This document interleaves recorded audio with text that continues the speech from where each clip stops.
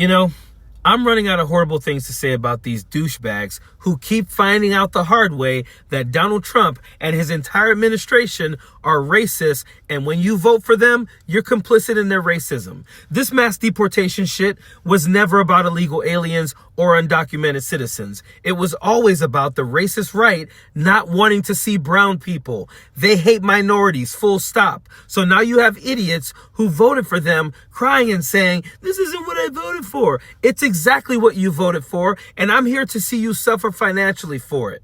So this guy is upset because he's losing employees and they're people who he knows personally. He says they're hardworking family men, yet he went to the polls and voted so that people who look like them get kicked out of the country. For this small roofing company, this is 1/3 of their workforce. They asked us not to identify the men due to privacy. Immigration authorities stopped their truck, according to an incident report, then asked Monroe County deputies to transport some of them who could face deportation.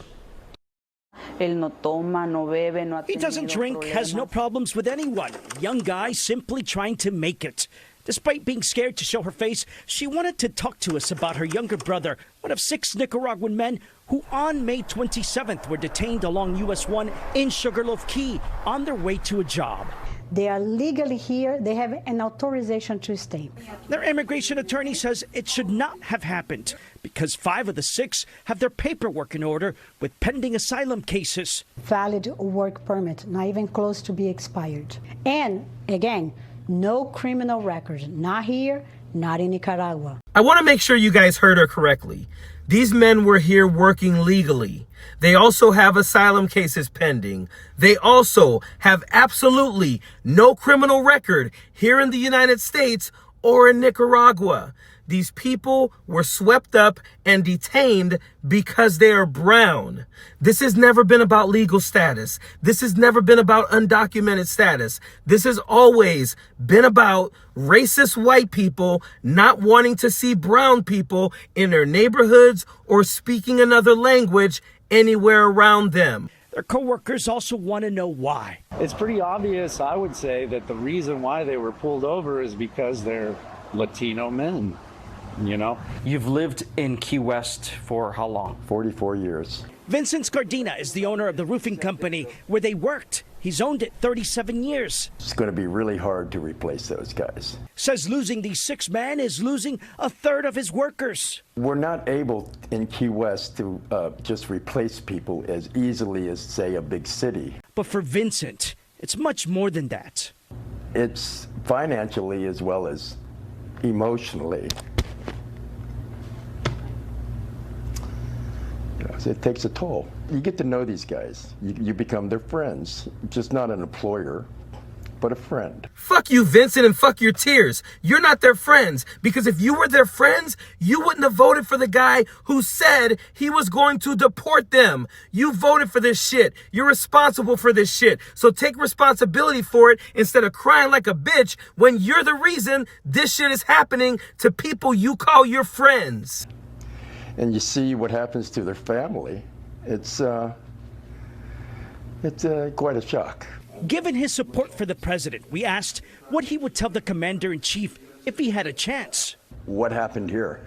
This situation is just totally, just blatantly not at all what they said it was. Vincent, you voted for Donald Trump? Yes, I did. While he agrees with most of the president's policies, he thought the Trump administration was going to focus solely on deporting criminals. And you know, when these people say that they agree with most of Donald Trump's policies, what they're saying is, I agree with the racism. I agree with the homophobia. I agree with the sexism. I agree with the hate and bigotry. I just didn't want my workers to be taken away from me. And that is why I say, fuck these people. And in this next clip, he's asked if he has buyer's remorse. And he says, maybe a little. It seems immigration officials, he says, are just trying to meet quotas now. Buyer's remorse? I don't know. A little bit.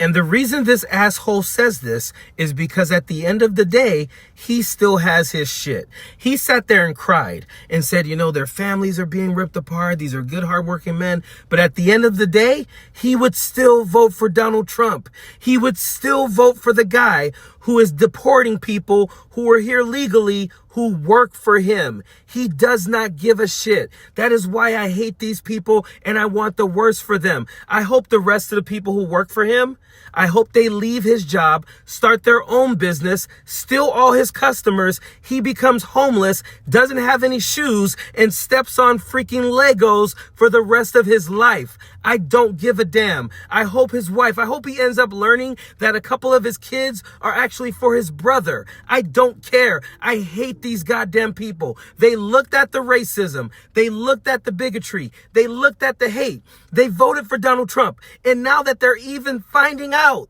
that this shit is affecting them, they're saying, I'd probably still vote for him. Fuck these people. Period.